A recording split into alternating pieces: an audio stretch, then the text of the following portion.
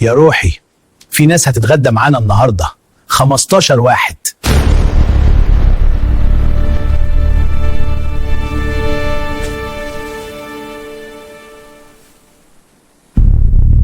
ايه اللي بتقوله ده؟ 15؟ يا أشرف، المفروض تقول قبلها بكام يوم، مش كده.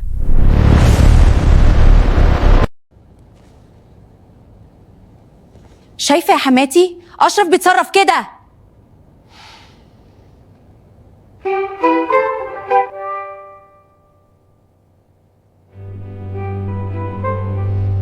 يا أشرف كان لازم يبقى فيه نظام ومواعيد، ده بيت مش فندق. خلاص يا أشرف، أنا نازلة السوق، لازم أتصرف.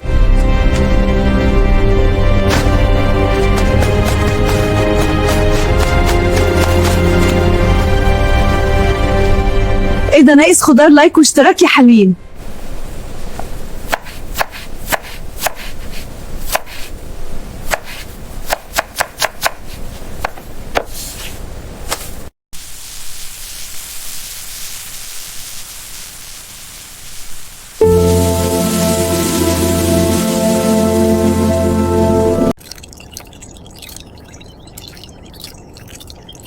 يا أشرف سيب البطاطس دي هتوقعنا. انا بساعدك يا حبيبتي.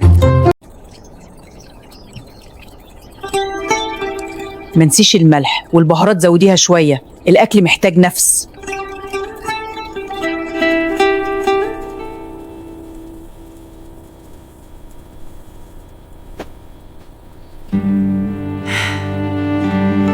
تسلم ايدك يا ام الخير، احسن اكل في الدنيا.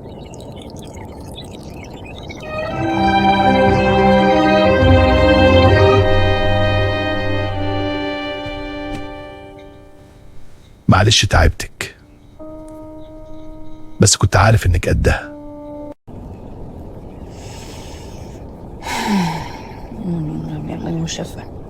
يلا ألف هنا وشفا، تسلم إيدك يا أم الخير. إيه يا أشرف؟ في مفاجآت تانية؟